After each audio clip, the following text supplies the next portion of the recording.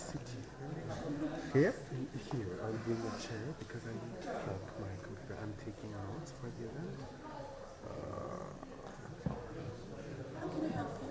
After the ISD negotiations division, so we're going to cover this demonstration. Can I sit here so that I can charge my computer? I'm sorry, I need others. Or is there another plug?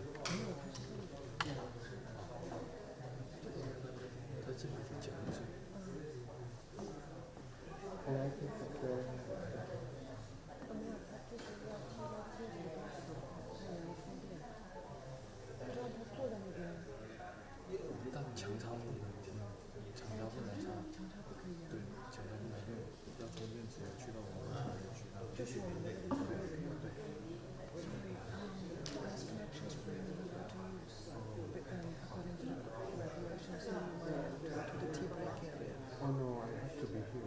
I'm recording the event with notes. I mean, I have a bit of battery left. Let me see whether I will be able to do that.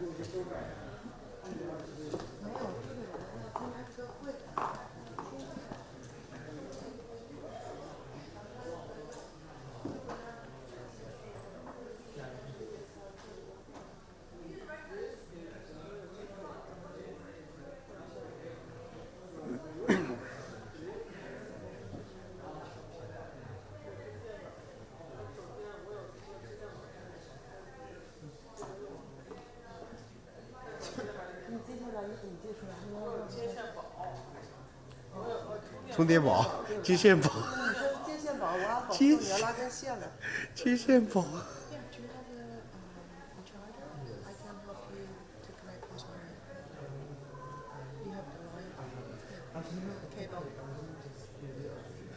I'll give you. Because I still have some battery left.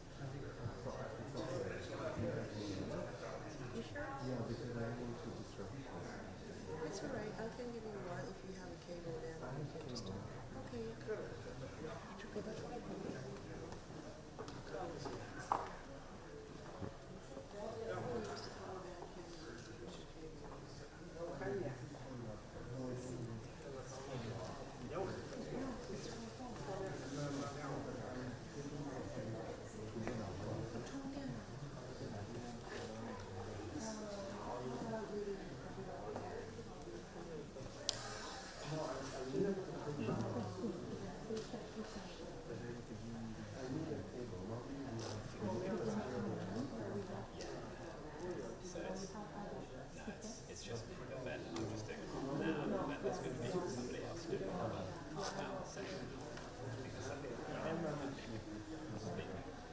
You want to charge it now because you have a battery?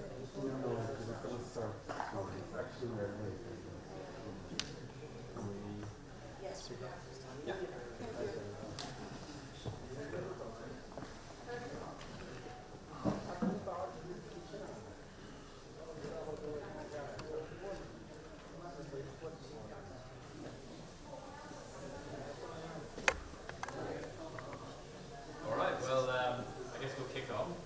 Hello everybody, my name is Ed Morrow, I work for the Lloyds Register Foundation. Firstly, just to say, can you hear me okay? I'll turn the mic on. Is that better? So firstly, thank you for coming along to this session. I know there's a lot of stuff going on simultaneously at a conference like this, so thank you for choosing to be interested in safety and safety data. I'm going to talk to you about the World Risk Poll, which is one of the Foundation's most important research investments and a really unique data resource in terms of understanding people's experiences and perceptions of risk to their safety around the world.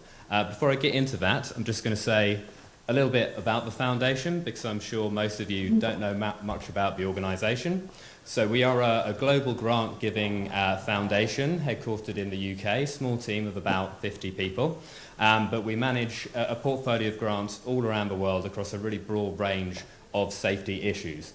So safety at sea, maritime safety, keeping ships safe is a really core area from us because of Lloyds Register Group, the Maritime Classification Society, which we are connected to. But as you can see, we work across all these other areas, including food safety, safety of physical infrastructure, safety for sustainability, safety of digital systems, so looking at AI and kind of data products, autonomous systems. Skills for safety, that's largely to do with engineering skills in developing nations. But also this public understanding of risk area, which cuts across all these safety challenge areas and is looking at how people understand the risk to their safety in their lives and what the kind of impacts are on their safety-related behaviours as a result. So this World Risk File I'm going to talk to you about fits into this programme of work. So to say a little about the poll, this is a global survey that we conduct via our partners at Gallup as part of the broader World Poll. We conduct it every 2 years, so we ran it for the first time in 2019, and then again the data I'm going to talk to you about today was gathered in the field in 2021 and published in a number of reports towards the end of last year and the start of this year. And what we do within the poll is to ask people about both their perception and their experience of a wide range of risks to their safety. And doing those two things is really important because, yes, the reality of what people are exposed to is important, but also perception really affects the way people behave. There is an opportunity cost if people are worried about threats to their safety, if people are too worried about the threat to their safety from road traffic crashes, for example, to take up active travel modes in their system, in their life. There is an opportunity cost in terms of sustainability and health there. And similarly, if people are too worried about violent crime to walk freely around their cities, if they don't have alternative travel modes, there's an opportunity cost there in terms of the economic opportunities, social activities that they can take up. But also looking at the gap between those things, the difference between how much people worry and how much people experience certain risks, gives a really kind of interesting opportunity via communications-based interventions to improve safety. So within this year's poll, we asked a number of top headline questions about what people thought the greatest risks to their safety were, but we also asked some specific modules, one around disaster resilience, where we asked people about how they felt different aspects of their society were resilient to disasters, especially in relation to climate change related to severe weather. We asked about people's perceptions of risk from AI and from the misuse of personal data. And we asked people about violence and harassment at work. I thought you meant for SDGs. Nothing to do with SDGs. That's the second half of the session. There'll be another presentation after this one. Okay, thank you. So just before I get into talking about, firstly I'm going to talk about some of the findings to give you an illustration of the kind of data that's available, and then show you some of the products that are available to explore that data in more detail. But just a couple of questions to have in your mind while you're thinking about this data. What are the greatest risks to safety in the geographic and policy areas you work in? So thinking about what we could be asking people about that would really help your work.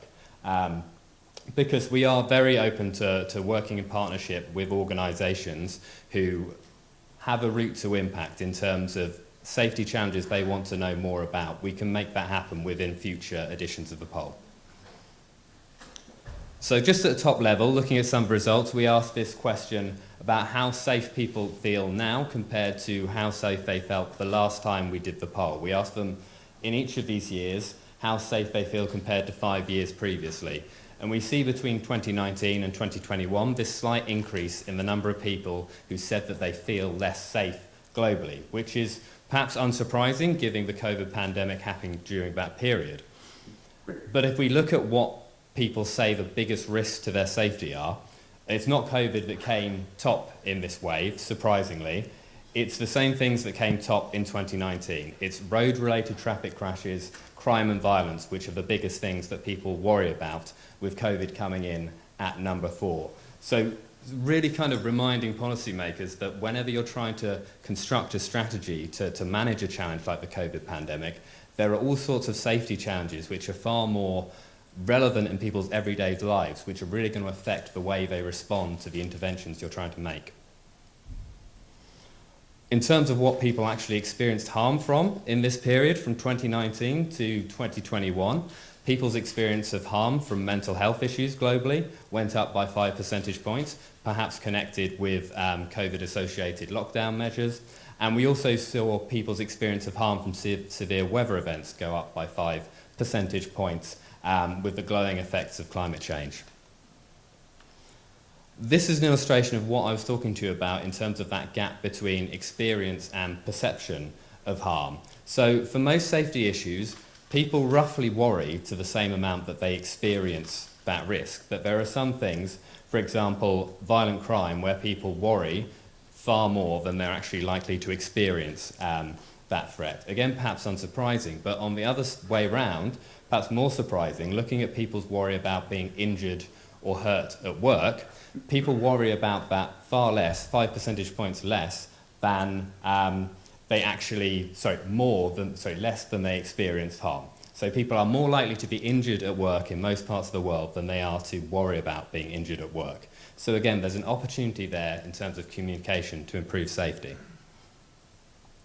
Now this is just to show you in terms of resources we have available to drill down and look at the data for your own country. So we provide these PDF data snapshots which summarize some of the key headline figures and findings from all the countries within the poll.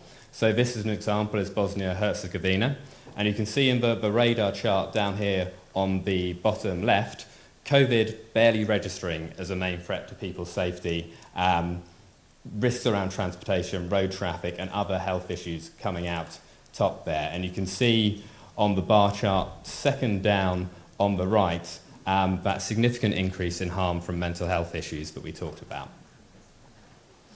Now, to move on to one of the other modules quickly, which we asked about, this was about violence harassment at work. This is something that we designed this survey module in partnership with the International Labour Organization as something that could help benchmark progress against the ILO Convention 190 about eliminating violence and harassment in the world of work. And you can see from the map here the distribution of people who reported that they'd experienced any form of violence and harassment in the workplace. So the darker the colour, the higher the level of reporting of that issue, whether that be physical, psychological, or sexual harassment. And it's interesting to note that the largest reporting came out in high-income regions such as Australia, New Zealand, North America, and also the Nordic countries. So there may be an issue kind of going on here in terms of people being more likely to recognise things they've experienced as harassment in those contexts. Although when the survey was done, people were given very explicit definitions of what these forms of harassment meant. So the data says what it says. It's very interesting to think about what the reasons for that are. But we didn't just ask that top-level question. We drilled down into what are the kinds of harassment that people experience. So for men and women here, this is broken down separately. And within those who said they'd experienced violence and harassment at work, we can see that the most common experience is psychological harassment. But we can see that the forms change after that. So the next most common forms for women are sexual harassment and sexual and psychological harassment in combination, whereas for men we see physical violence in combination with psychological harassment as the next biggest factor. And then we can really look at this in more demographic detail in terms of drilling down into at-risk groups within particular countries. So this is just to show that at global level, we asked people about whether they were living and working in their countries of birth, and we can see that when we analyse that against experience of violence and harassment, people who are working outside of their country of birth are significantly more likely to have experienced violence and harassment. And we also asked people about the frequency with which they'd experienced this issue, and the key takeaway here is that for over 50% of people with all these forms of harassment, they had experienced that harassment three or more times, and for a third, over 5 times. So key takeaway there that this is, it's a recurring issue. If it happens once, it's likely to happen again. But again, we can look at this data by particular demographics to see who's most at risk of repeated harm. And again, just to see what that data looks like at a country level. So this is looking at Australia, which is actually one of the highest reporting countries for this issue. And if we look down at the left here, we can see how the forms experienced compare with the global average. So we're seeing that for example, the proportion of people who are experiencing psychological harassment is much higher, but actually there are very few people experiencing physical violence compared to the global average. Moving on to the third issue, this was about AI systems and misuse of personal data. We asked this top-level question about whether people felt that data and AI would mostly, AI specifically, would mostly help or mostly harm people in their country within the next 20 years. And this map shows the ratio in different regions of how positive those views were. So in the pink areas, the views were more negative, the stronger the colour, and in the sort of greeny teal areas, that's where people have the most positive views. So we can see that actually where we are now in Eastern Asia, people have some of the most positive views about AI systems globally, which is perhaps unsurprising given how countries in this region are leading on this technology. Perhaps there's a degree more of familiarity with that technology. And also just to speak briefly to the findings around personal data misuse, very largely people worldwide concerned about the misuse of their data. You can see broken down in terms of that being stolen, being used by companies without their permission, or being used by their government without their permission. And again, that's data that we can break down on a country level. Now this is an interesting one because this speaks to some of the other questions, some of the other splits that we can do within the poll across all of these safety issues. So we asked people whether they'd ever experienced any form of discrimination, be that ethnicity-based, gender-based, based on their religion, or disability-based. And we analysed that data against their concern about various safety issues. So you can see here that concern about misuse of data globally increases exponentially the more forms of discrimination people have experienced. And one of the other kind of drivers there, which we analyse those findings against, are people's feelings about their personal income. So yes, we can categorise people and split people within the data in terms of traditional income quintiles, but we can also do that in terms of their subjective feelings about how comfortable they are on their income, if they're finding it easy or hard to get by. And again, we can see that the more worried people are about their financial situation, the more concerned they are about the misuse of their personal data. And again, just breaking that down to a country level snapshot. So this is from Tanzania within East Africa, where views are the most negative, and we can see reflected there much lower confidence in AI systems than the global average, and also much lower confidence in autonomous vehicles as well. And I've said all of these country snapshots available on the website, so do go on there and have a look and dig into the data for your own countries. Now, this is just to show you one of the tools we have available on the website in terms of exploring the data in more detail. This is the World Risk Poll Data Explorer. It's not particularly pretty or flashy, but it is functional. And this will allow you to go in, you can see on the left there, and delve in terms of these different subject areas and compare and contrast across demographics, regions, and countries.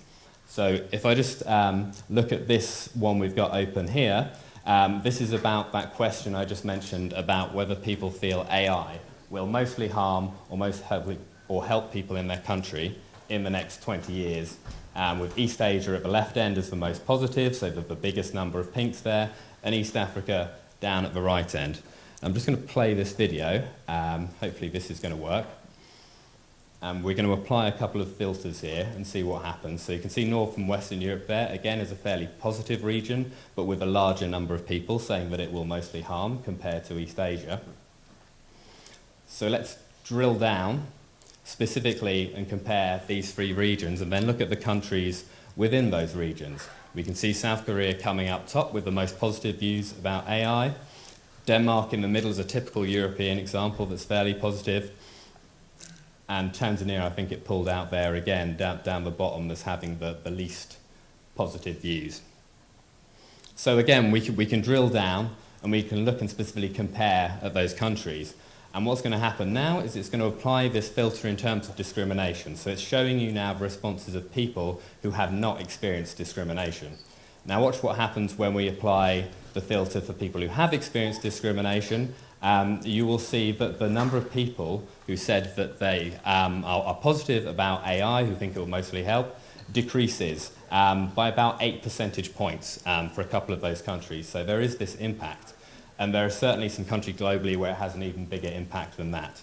And what you're seeing now is just income quintiles at a global level, showing you the way in which positive views about AI are largely aligned with income at a global level. They get more positive the more money people have. So that's just a quick illustration of some of the things you can drill into with the Data Explorer. So please go on the website. There's a quick short link at the top there. Have a play around. Have a look at what you might potentially be interested in. Now, just to talk about the fourth and final element of the Worst Wish Poll from 2021. These questions we asked about resilience, where we created the Lloyds Register Foundation Resilience Index, which is meant to provide a holistic assessment of resilience to disasters, be they climate change related or other. And we did this across these 4 different domains. So we looked at individual resilience. So these are questions which ask people, for example, about their individual agency. How empowered do they feel to protect themselves and their families in the event of a disaster? At the household level, we asked about things like disaster planning. Does everybody in your household does the household have a disaster plan that everybody knows about? And also financial resilience was integrated here. So we asked a question about how long people could survive if they lost all of their income.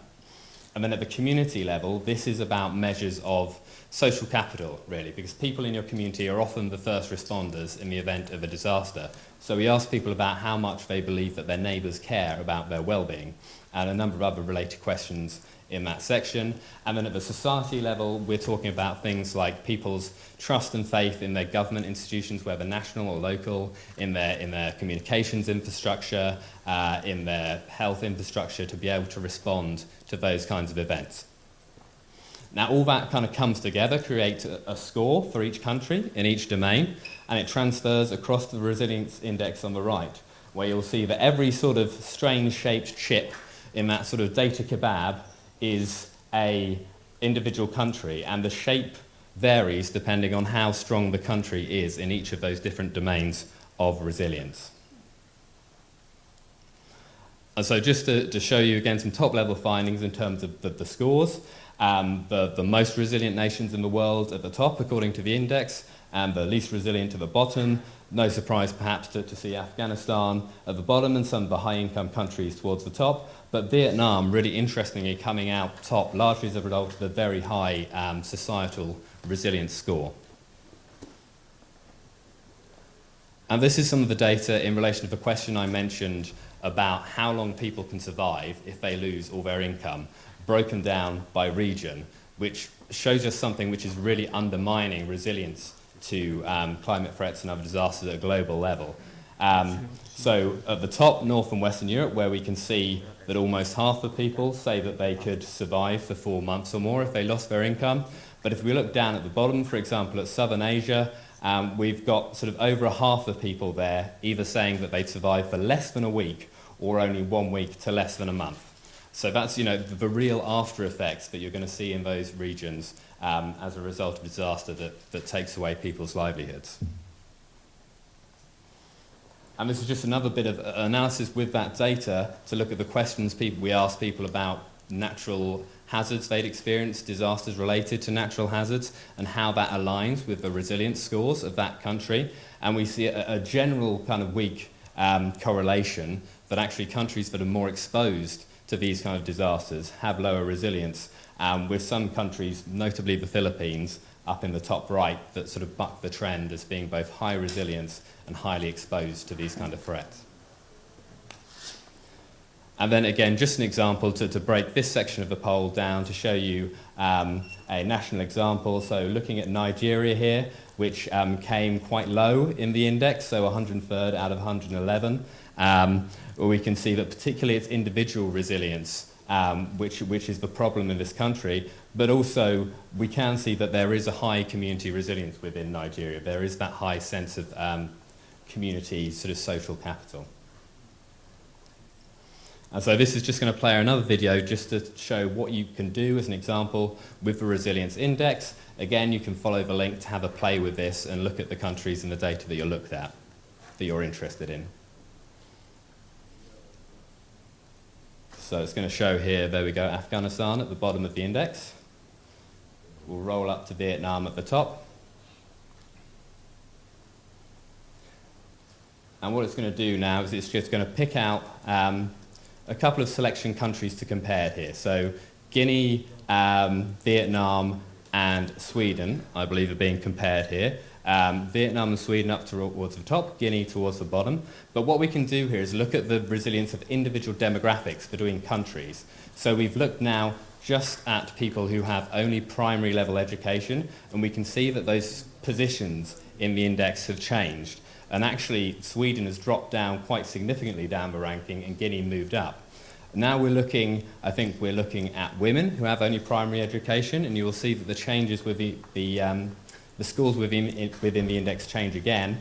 And if we look only at people who are primary educated in the poorest 20% and female, the positions close slightly again.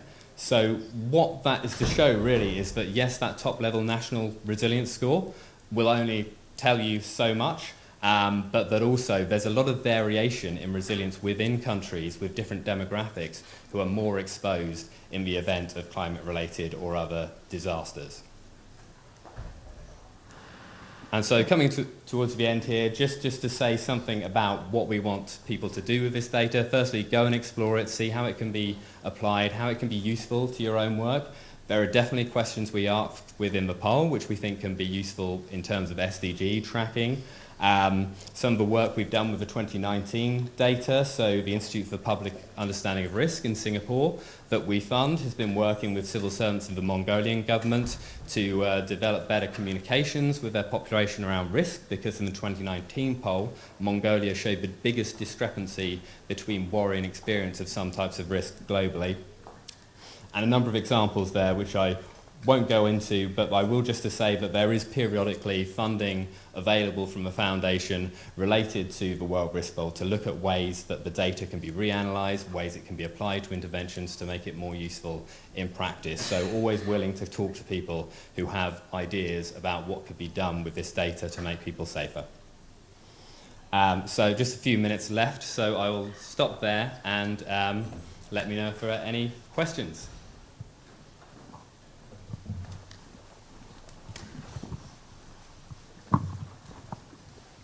Hi, yeah, thanks for the presentation. So we have like a national level picture, and then we've got different demographics you showed at the end, which is really interesting. Are there like finer resolutions of spatial breakdown, like regions, for example?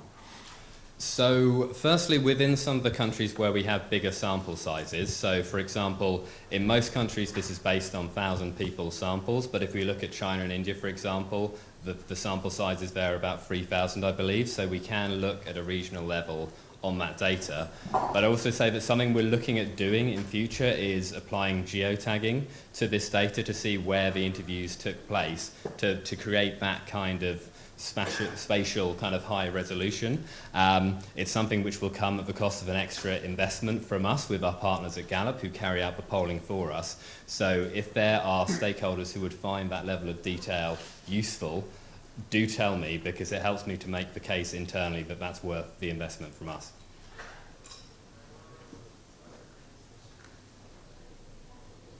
Any others?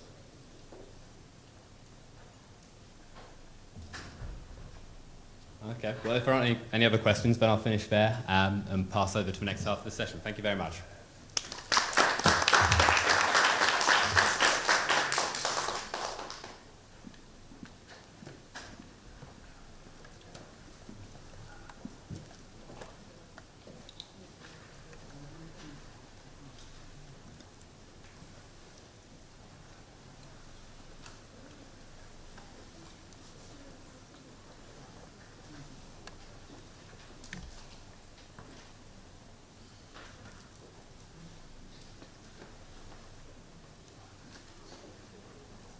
All right. Good afternoon. We're still waiting for a couple of colleagues So it's 3:15, so we still have like 2 minutes to go, but I'm glad the session ended early. All right. I'll wait for another couple of minutes for other people to join, then we can start. Thanks.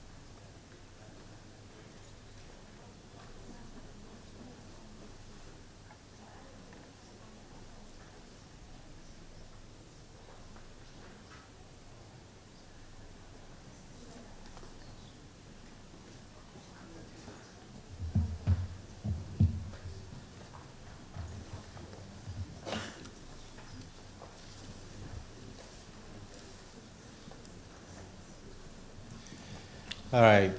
Good afternoon, everyone.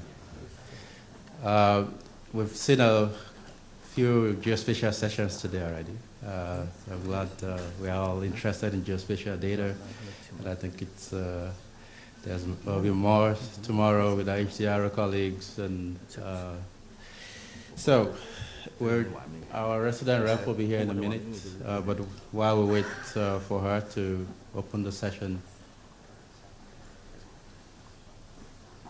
All right. So I met a lot of our colleagues in the UN in Valencia earlier this year that is working on UN maps, and there's a lot of work within the UN, and you saw also yesterday in the video showing the work that the UN is doing on geospatial data, and it's an important area because there's a lot of information that we're not maximizing, right? And that's a big part of it for us in UNDP, and we'll talk about some of the work that we're doing in that area. And while we wait for that opening, just curious, how many of us here are geospatial experts? Geospatial experts? 1, 2, yeah. 1, 2, 3, 4, 5, all right. How many of you have used ArcGIS, QGIS, and all of that? Yeah, not very few. Yeah, so it's there's a lot of other geospatial data, and for UNDP, for instance, we generate a lot of it every time, and we get those layers sent, and we get a nice report. So I was just talking to other VHO colleagues earlier. And usually you get it and you look at the report, and then you put the layer somewhere. Right? So, but we'll talk a little bit about that. So I'm glad that our resident rep is here, and she's going to do the opening for us. Welcome, Ms. Viate.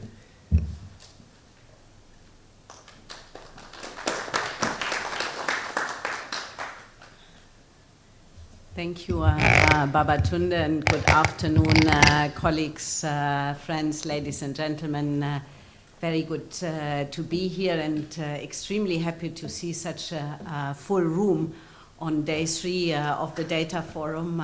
Really good to see that the interest remains high, and welcome to this UNDP event. My name is Beate Trankmann. I'm the resident representative of UNDP here in China, operating out of Beijing normally, and I had been asked by my headquarters team to lead the delegation, so very happy to be part of this event.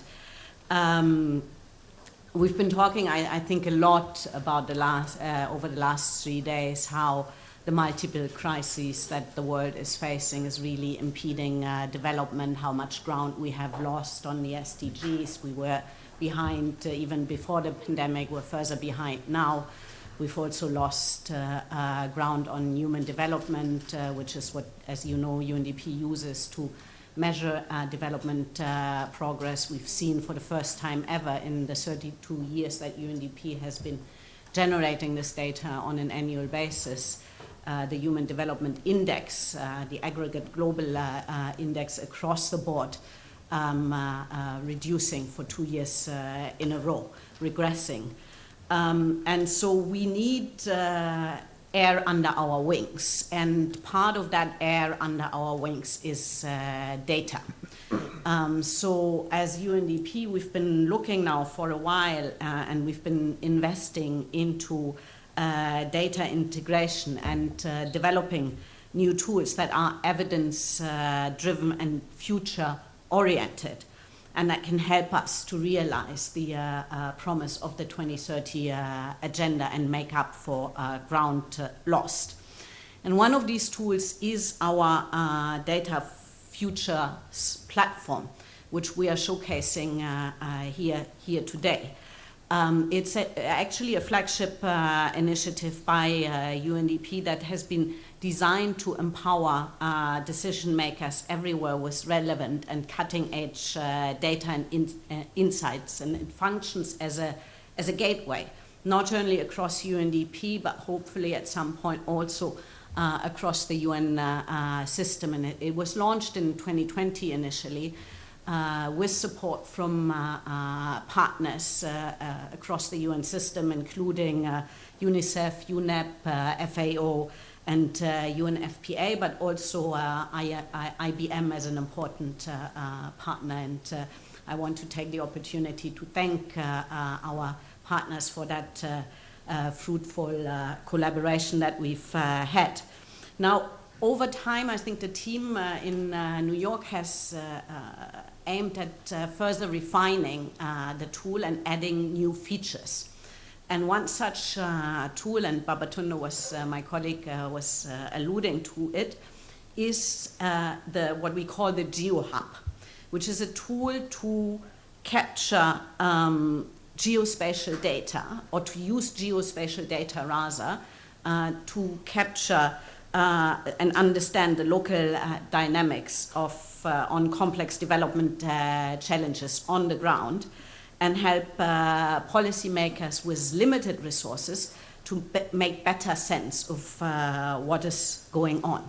So today the purpose is really to showcase, I think, the GeoHub to you. Babatunde will run us through that, and to show you how it's connecting and visualizing various SDG indicators. As I said, with only 7 years to go to the SDGs, we need all the thinking caps on, all the innovation that we can get, and we hope as UNDP that we can make a small contribution to that challenge that confronts us. So with that, thank you again for being with us, and over to you, Babatunde, to run us through. Thank you.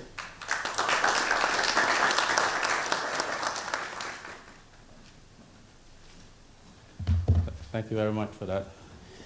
All right, so we're going to walk through the Data Futures platform, Geospatial, the GeoHub. Before we go through that, you can go to the next slide. So there are 3 things that we're trying to do with this, right? And I'll try and tell a story around the work that we do and why this is very important to us, right? The first is that in UNDP, as I was saying earlier, we have many projects, we have many work that we do in the country office level, We have a big portfolio on health. We have a big portfolio on climate.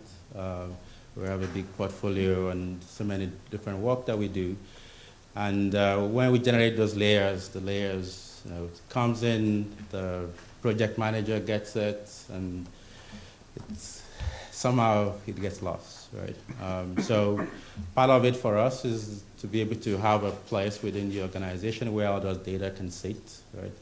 So it sits on our server in UNDP. We can start to be able to use it so that when I go into a country, I can say, okay, there's layers that are generated when we're working with the Ministry of Health, layers generated when we're working with the Ministry of Environment, and all of that, right? So that's very important for this, and part of the thinking with this. We know that there's a lot of geospatial tools out there, right? And we're not saying that people shouldn't use it. You can use those tools. But when those tools you generate those layers, we want to be able to house it within the organization.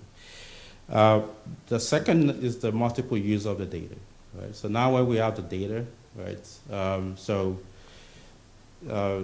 Beate talked earlier about multidimensional integration and the polycrisis that we're in. So it's not just health, and I'll show examples of how we've applied some of this in the work that we're doing. Right, it's a health problem, but there's a climate dimension to it, there's a governance dimension, and we need to be able to start to integrate that data and use it effectively. So that's very important. The third is, earlier I was asking everyone, how many of us know how to use QGIS and ArcGIS and the rest? I had to learn some of that when I was in grad school, when I was doing some work on climate change impact as an economist. But it's not everybody that knows how to do it, right? So for many of us in UNDP, where we're development practitioners, policymakers, we want easy use of these tools, right? I want to be able to click and combine stuff and be able to use it. So that's also part of the thinking behind it.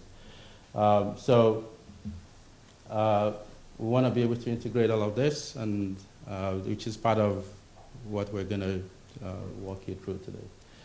Next slide. So I'm giving an example of an application during COVID, right? In terms of the integration of different data.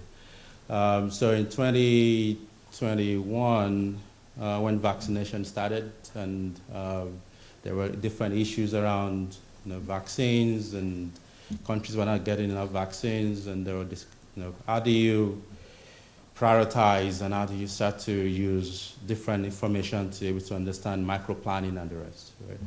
So then we worked with WHO and partners with Frame to start to say, okay, let's start to build different information together, right? So here you see an example of, first we map priority groups, right?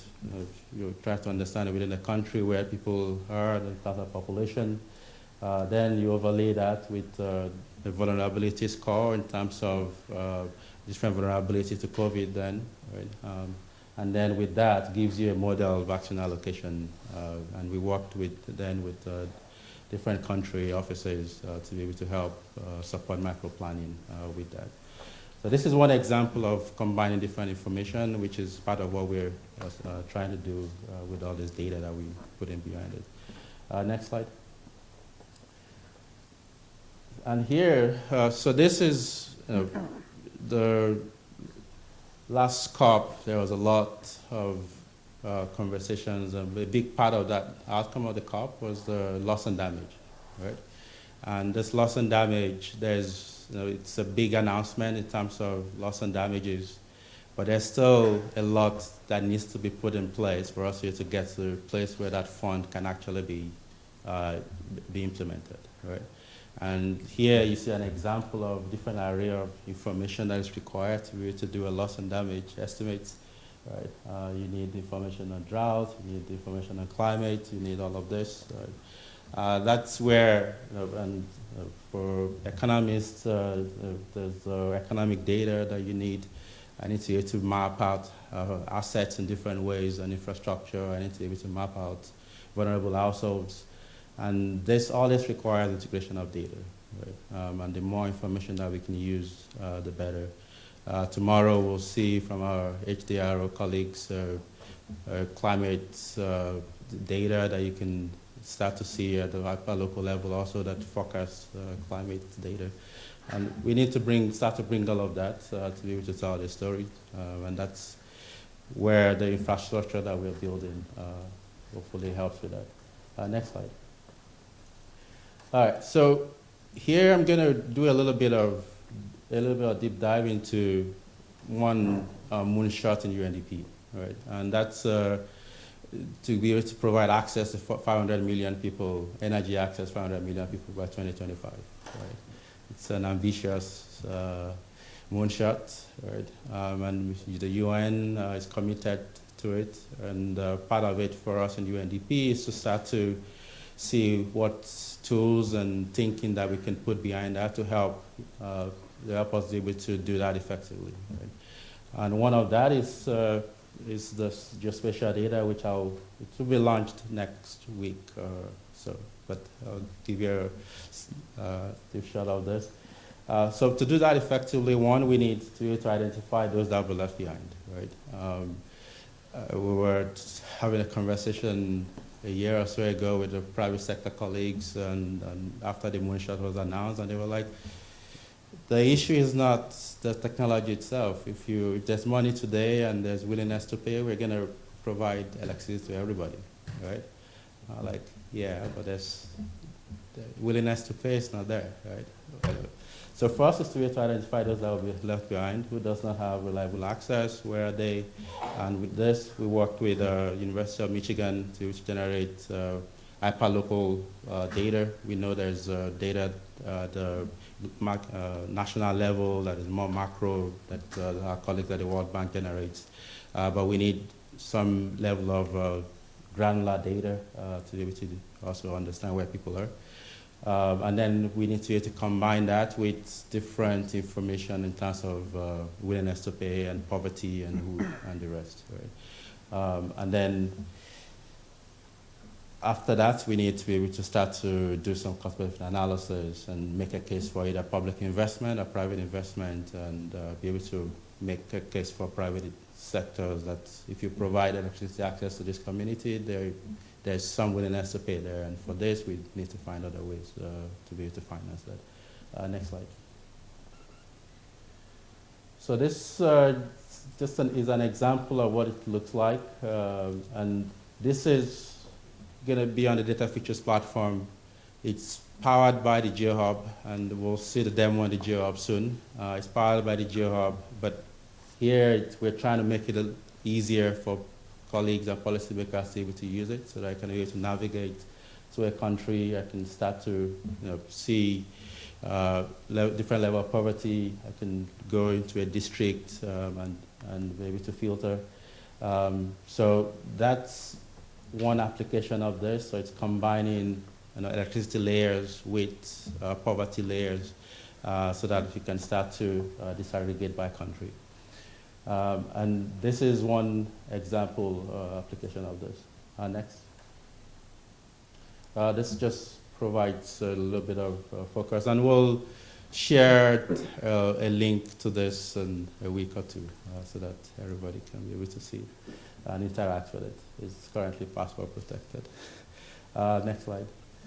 All right, so this is the GeoHub, and I showed some applications of how you can use the GeoHub to generate it. The GeoHub itself, it has different layers of data.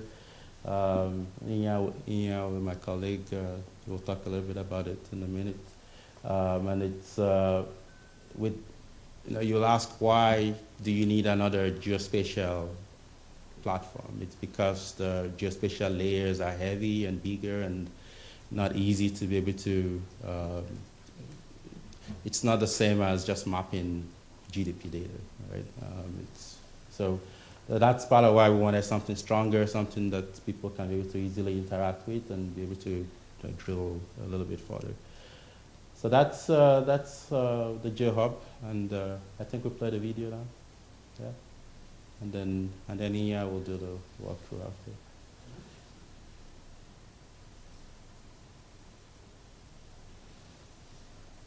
And as we're The GeoHub, hosted on the Data Futures platform, is UNDP's one-stop shop for The GeoHub, hosted on the Data Futures platform, is UNDP's one-stop shop.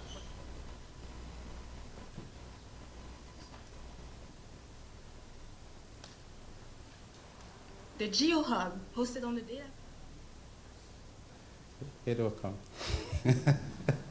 The GeoHub, hosted on the Data Futures platform, is UNDP's one-stop shop for geospatial. Yeah.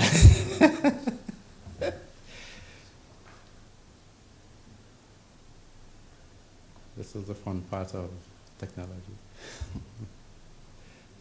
Hosted on the Data Futures platform is UNDP's one-stop shop for geospatial data and services tailored specifically for development policymakers. Geospatial information is critical to countries' abilities to explore, diagnose the distribution of needs, and to advance development planning and interventions. Currently, the GeoHub hosts over 500 datasets arranged in buckets according to the 17 Sustainable Development Goals, with each bucket home to geospatial layers containing data on the enablers and the progress towards the SDGs. The GeoHub contains data at various levels of disaggregation, with some datasets presenting data on the national level, while others showcase more granular subnational data. In this example, we look at the subnational distribution of electricity access. Through the GeoHub's built-in analysis features, users can intuitively create their own insights. For instance, changing the color scheme can help pinpoint the areas with higher levels of access from those where electricity remains largely unavailable. In addition, the GeoHub's integrated statistical features allow for ready-made analysis, which will categorize the data based on its distribution. Here we have chosen an analysis that maximizes the separation between the classes. Zooming in on the Democratic Republic of the Congo, it allows us to distinctly see the relatively higher levels of electricity access in urban centers like Kinshasa, Kisangani, and Lubumbashi. And using a click, we can query the data to find the value for each location. The GeoHub allows finer refinements of the information visualized and bringing in large amounts of information for multidimensional analysis. In this example, we load data on the distribution of poverty in Zambia. Color-coding the districts based on the number of people living in poverty can provide the first insights on where action is needed.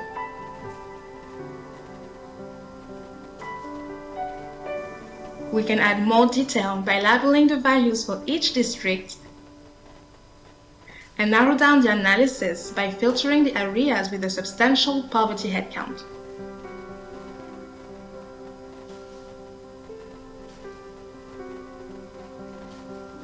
We can expand the analysis by bringing in additional indicators.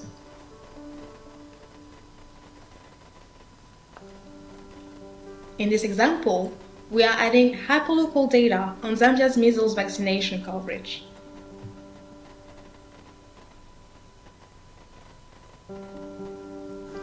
By combining the two layers, we can see the pockets of lower vaccination coverage in darker red, while the value labels show the poverty headcounts, allowing us to pinpoint some of the multidimensional challenges at the district level.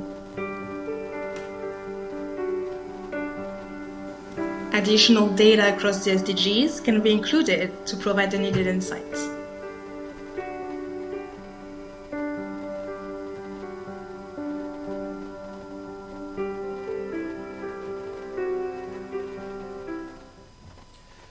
Okay. So it's geohub.data.undp.org. I know we didn't put it there. Okay. So I know it's 3:38. Inya will do a quick demo for us, and then we can take some questions. Thank you.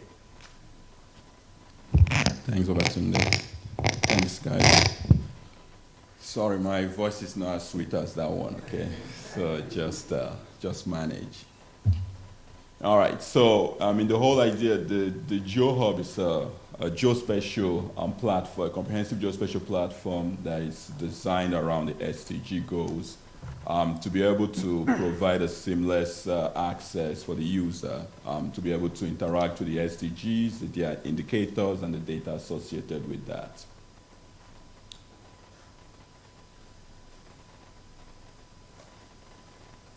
And it provides support to the two main GIS data formats, rasters and vectors, and it gives the user full control over the data set. The rasters are stored as cloud-optimized geotips, and the vector tiles are stored as vector tiles, and everything is on the Microsoft Azure infrastructure.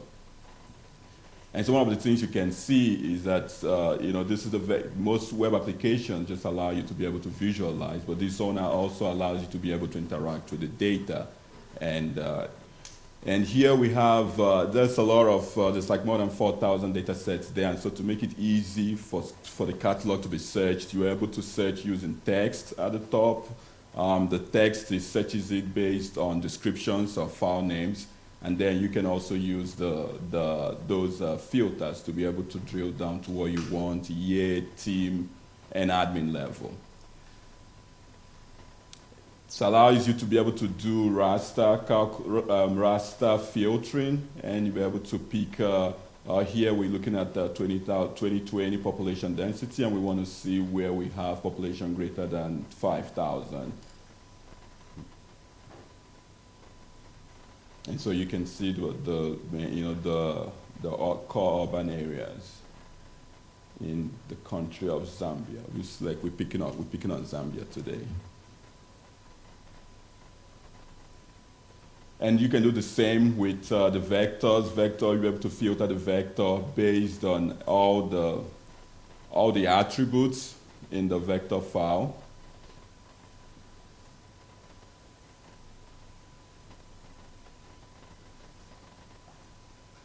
So here we're looking at poverty greater than. You have the option of, so for those GIS specialists, this is like your select by attributes, and you can combine multiple conditions to drill down to what you are looking for, understand trends, localize trends, and identify vulnerable populations.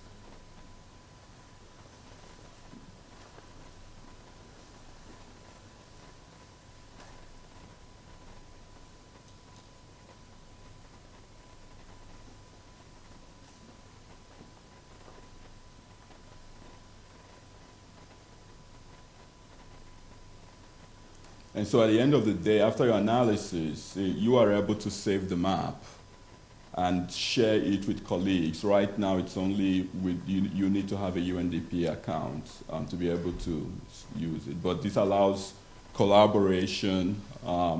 It allows collaboration.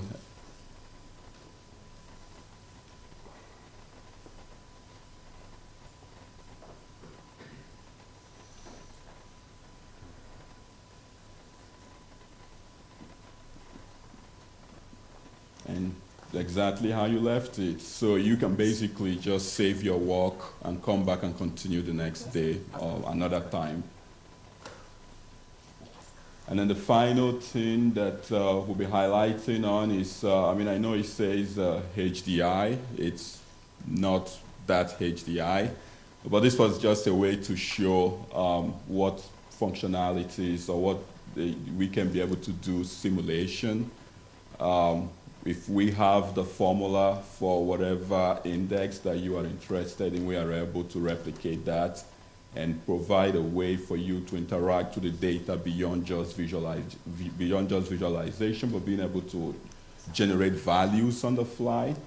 And so here we are trying to simulate what would happen if you were to increase life expectancy, expected year of education, and mean education, and along with income increments, and you'll be able to see its impact on the HDI.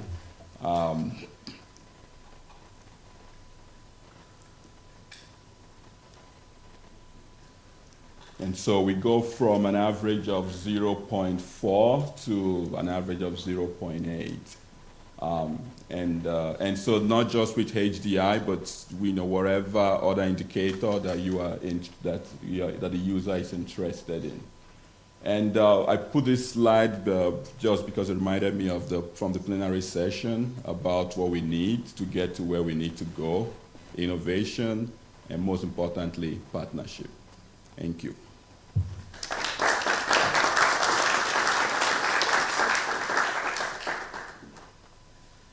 Okay, I know we're 1 minute, but thanks. This has been a lot of thinking and working with many of you to make this happen. And I know for a lot of UN colleagues, we've been having conversations with UNFPA and UNICEF, and because it's, as you see earlier, we are trying to do some of this, right? And we have in UNDP the mandate to integrate, the mandate to be able to bring a lot of this information together, and based on that, it'll be great to continue to see how we build further on this.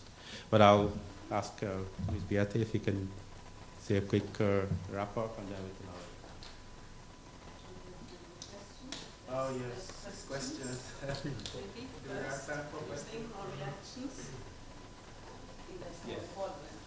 Yes.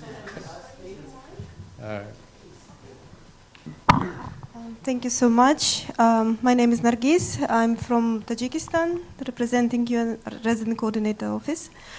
I'm the data person, and every time when we do ask for the data, we do have some difficulties in finding the data available. My question is, how you collect the data, how you get it validated, if it is just the nationally verified data, and to what extent the local offices, the country offices, use this same platform during their reporting and planning? Thank you. Any other questions?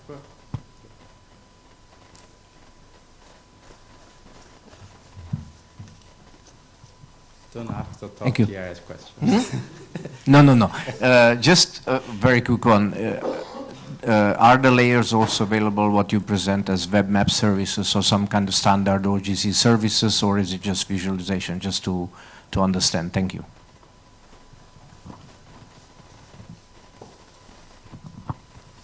Any other questions? Okay. I'll let Inya answer your question. So that's a big part of, thanks for that question. That's a big part of why we wanted to develop it, right? To be able to start to bring all of that information together, right? So our country office, even in the country office, usually, right? There's sometimes like 5 different projects is collecting the same data at the same time, right? It's not that they're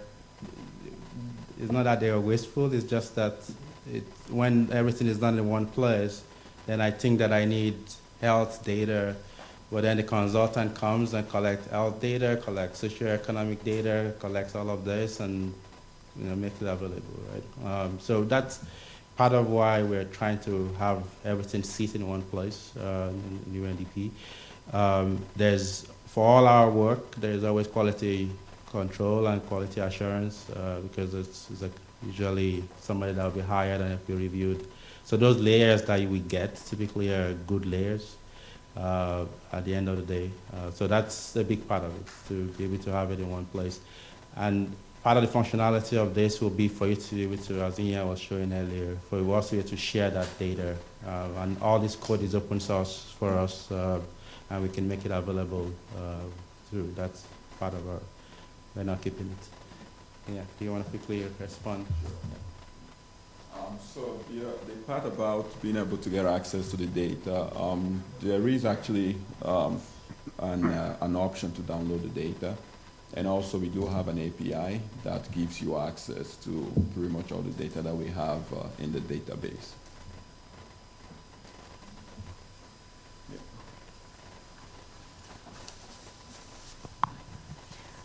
A quick question. For this this API, is that easy to update data because data is updating so quickly? Is that the data source already linked to the original source, or everything automatic, or you're working towards that? And the second is, does it have some analytical function, or mostly you collect data for visualization? So the API, it points to our own data sources. So whenever we update it, the library will also be updated. And so that will give you access to the data, not just for visualization, but along with the attributes as well. And there was something I didn't mention, but we also have the GeoHub pointing to other data sources. Like you could see the Microsoft Planetary Computer. So we have its stacked collection. But for you to get access to, you also need its own API as well for that.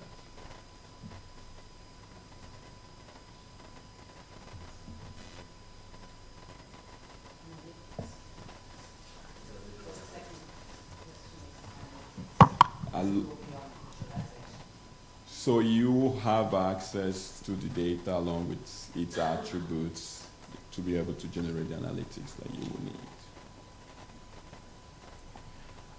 Do you have also the layer that can show where UNDP projects are implemented? Yeah, that's in the works. That's in the works. Yes, but that's something that we have it, but not here. We have it on a different. Yeah.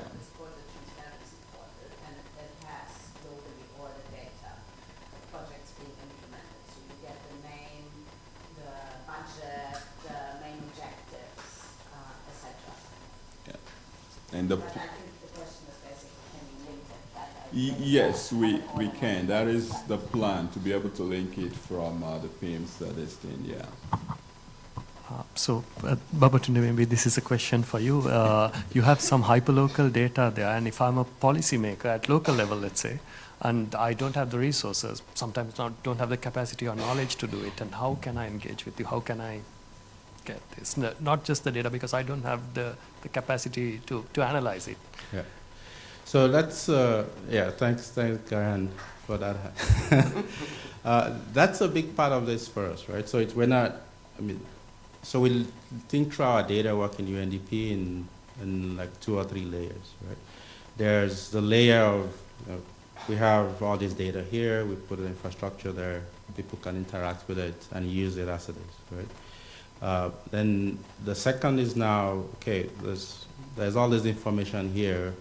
There's still, to do decision intelligence properly, right? There's additional work that I need to do. I need to do modeling, I need to combine more information. In some cases, there might be layers that we don't have that needs to be collected.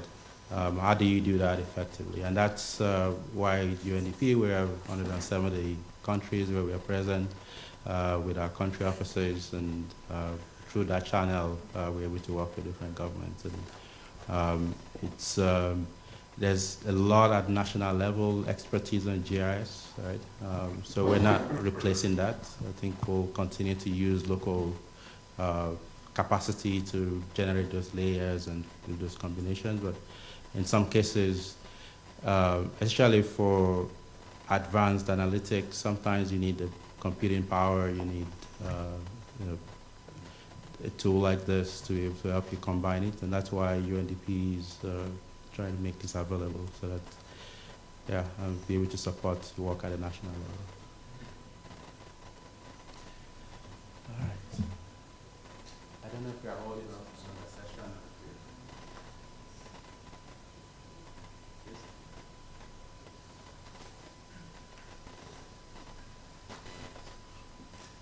No further questions?